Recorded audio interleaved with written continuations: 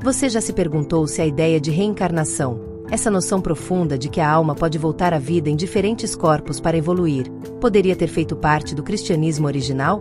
E mais, por que, se tantas civilizações antigas aceitavam essa verdade espiritual, ela desapareceu quase por completo dos ensinamentos da fé cristã? Hoje, vamos viajar juntos pelas sombras da história, pelos corredores esquecidos do tempo e pelos bastidores do poder religioso. Vamos investigar se a reencarnação foi realmente banida dos textos sagrados. E por quê? Prepare-se. Esse mergulho no passado pode mudar a forma como você entende o destino da alma. Muito antes de Jesus pisar na Terra, a reencarnação já era um pilar espiritual em diversas culturas. No Egito Antigo, os sacerdotes ensinavam que a morte era apenas um portal, não o fim. O Livro dos Mortos descrevia a jornada da alma após a morte, seu julgamento e a possibilidade de renascer para continuar aprendendo. A alma era vista como uma peregrina cósmica, cruzando dimensões até alcançar a harmonia divina. Na Índia, os Vedas, textos sagrados que datam de 1500 a.C., já falavam do Sansara, o ciclo eterno de nascimento, morte e renascimento. A alma, moldada pelo karma, seguia um caminho de múltiplas existências até se libertar do apego material e alcançar o moksha, a libertação total. Essas ideias cruzaram fronteiras e foram absorvidas por várias correntes filosóficas e espirituais do mundo antigo. Nos primeiros séculos depois de Cristo, o cristianismo não era uma religião organizada. Não havia uma Bíblia oficial, nem um dogma central.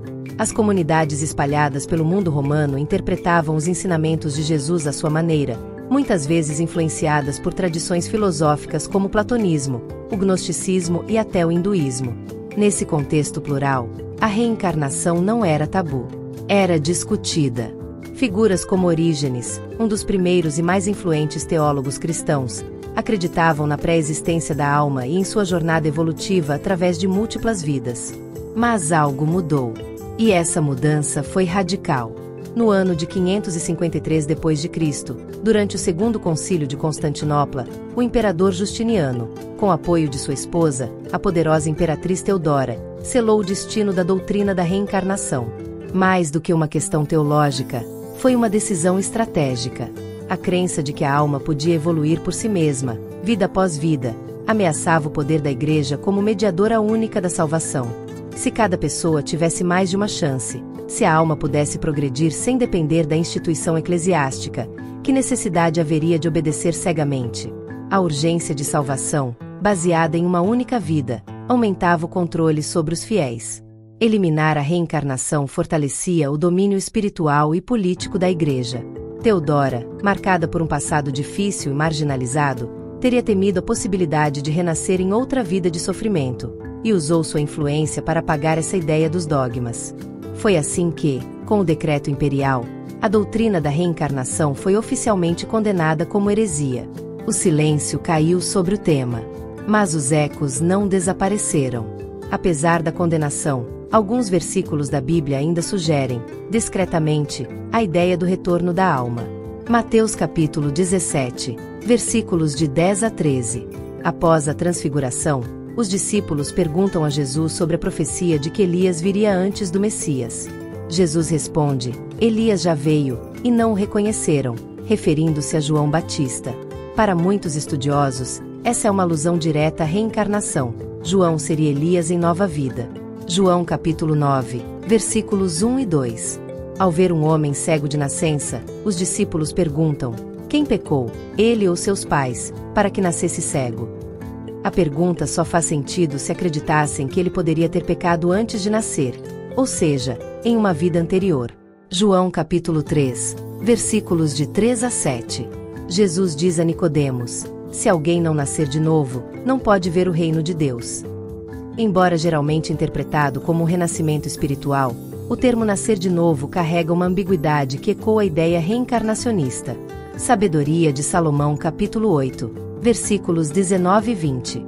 Fui uma criança de boa índole e recebi uma alma boa. Ou melhor, sendo bom, entrei num corpo sem mancha. Essa passagem pode ser lida como relato de uma alma pré-existente que reencarna num novo corpo. Ao longo dos séculos, enquanto os dogmas se firmavam nas estruturas das grandes catedrais e concílios moldavam a doutrina oficial do cristianismo, algo silenciosamente desaparecia das páginas autorizadas da fé.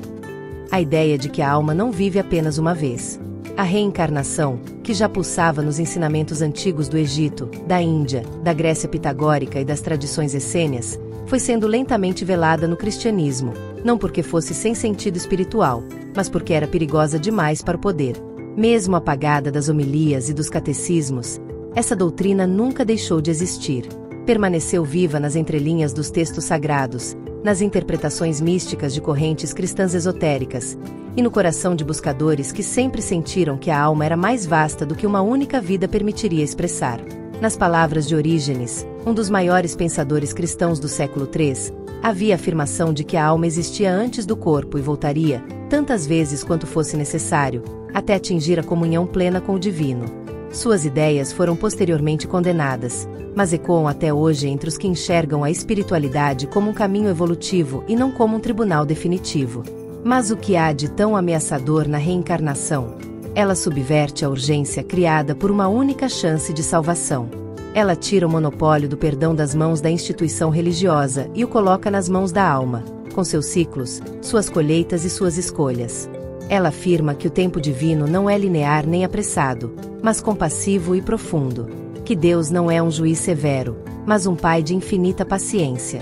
A reencarnação nos convida a ver a justiça divina sob uma nova luz. Não mais como punição eterna, mas como aprendizado contínuo. Não mais como medo da condenação, mas como confiança no crescimento espiritual. Não mais como imposição, mas como jornada. Essa doutrina nos oferece uma resposta que alivia os corações aflitos com as desigualdades do mundo. Por que uma criança nasce em sofrimento? Por que pessoas boas enfrentam dores terríveis?